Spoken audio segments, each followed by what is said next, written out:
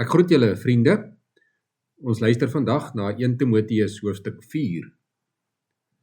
Maar die Gees sê uitdruklik dat in die laaste dae sommige mense van die geloof afvallig sal word, omdat hulle ophou met dwaalgeeste en die leringe van demone.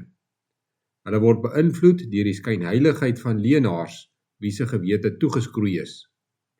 Hulle verhinder mense om te trou en laat hulle sekere kossoorte vermy, terwyl God dit geskep het vir gelowiges, diegene wat die waarheid insien, om dit met dankbaarheid te geniet. Want alles wat God geskep het, is goed, en niks wat met danksegging ontvang word, is verwerplik nie. Omdat dit deur die woord van God en gebed geheilig word. Wanneer jy hierdie dinge aan die broers uitwys, sal jy 'n goeie diensknegt van Christus Jesus wees, gevoed met die woorde van die geloof en die goeie leer wat jy noukeurig navolg.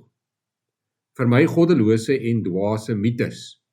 Oefen jouself om godvreesend te leef. Want liggaamlike oefening is wel in 'n geringe mate nuttig, maar godvreesendheid is nuttig in alle opsigte. Dit hou belofte in vir die huidige en die toekomstige lewe. Die uitspraak is betroubaar en werd om ten volle aanvaar te word. Want hiervoor werk ons hard en stry ons, omdat ons hoop geplaas het op die lewende God, wat die verlosser van alle mense is, veral van die gelowiges. Beveel en onderrig hierdie dinge.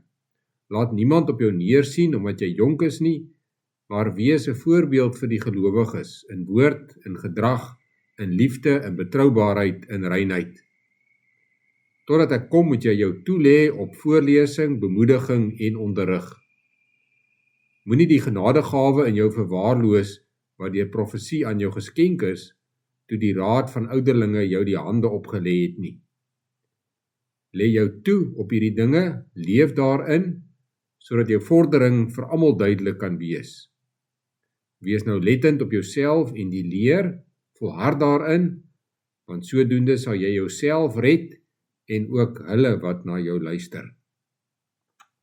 Dit was 1 Timoteus 4 uit die woord van die Here. Vandag hoor ons dat Paulus vir Timoteus sê, eet gesond en oefen. Ons almal weet dat 'n gesonde dieet en gereelde oefening goed is vir ons liggame. Dit is ook belangrik dat 'n gelowige na sy liggaam omsien. Die Here het ons liggame geskep en hy beloof om vir ons nuwe verheerlikte liggame te gee wanneer hy weer kom. Ons liggame is dus vir hom belangrik en ons moet daarna omsien. In hierdie gedeelte vergelyk Paulus 'n gesonde leefwyse met ons geestelike lewe. Net soos dit belangrik is dat ons vir ons liggame sorg, is dit ook belangrik dat ons vir ons geloofslewe sorg.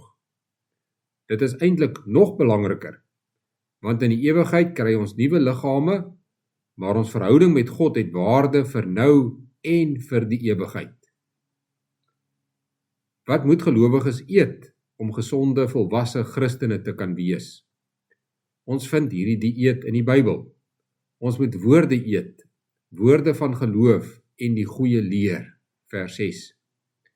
Dit beteken ons moet die Bybel bestudeer en inneem.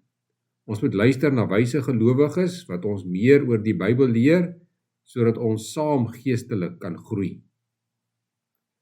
Maar ons moet nie net eet nie, ons moet ook oefen.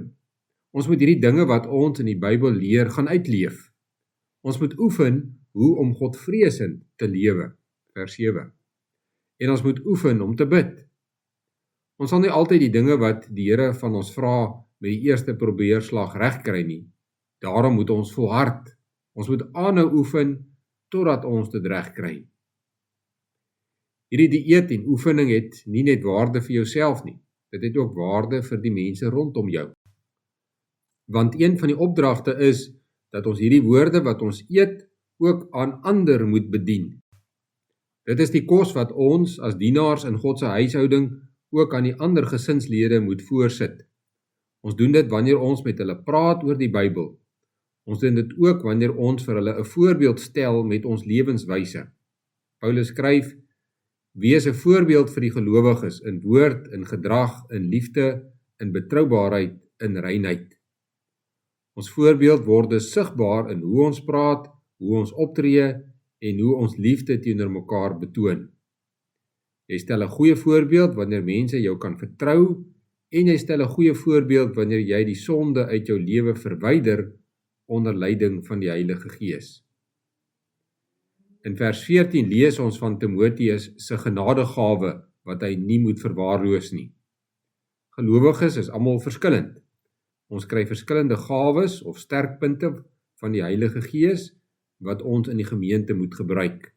Dit word genadegawes genoem. Wanneer die Here vir jou wys wat jou gawes is dit waarop jy moet fokus. Dit is hierdie dinge wat jy moet gebruik om geestelik te groei en om die gemeente te bedien. Wanneer jy 'n gesonde lewenswyse volg, sien ander mense nie altyd wanneer jy gesond eet en wanneer jy oefen nie. Maar hulle kan aan jou liggaam sien dat jy jouself versorg. Dit is ook so vir ons geloofslewe. Ander mense gaan nie sien dat jy oefen om geduldig te wees of dat jy oefen om gereeld te bid nie. Maar met verloop van tyd sal hulle sien dat jy verander en dit kan hulle ook aanmoedig om te verander. Oefen dus om Godvreesend te leef, want dit het waarde vir die huidige en die toekomstige lewe. Dit het ook waarde vir jou redding en vir die redding van die wat jou sien en na jou luister. Kom ons bid saam. Here onse God, U roep ons om geestelik gesond te wees.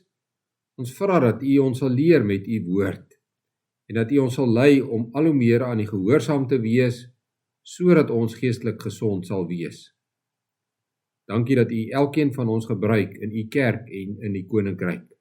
Ons dankie vir genadegawes, sodat ons 'n verskil kan maak. Ons bid vir ons daaglikse werk, seën ons in ons daaglikse werk, in die manier waarop ons U dien ook in ons daaglikse werk, en gee ons geleenthede om ook te kan werk.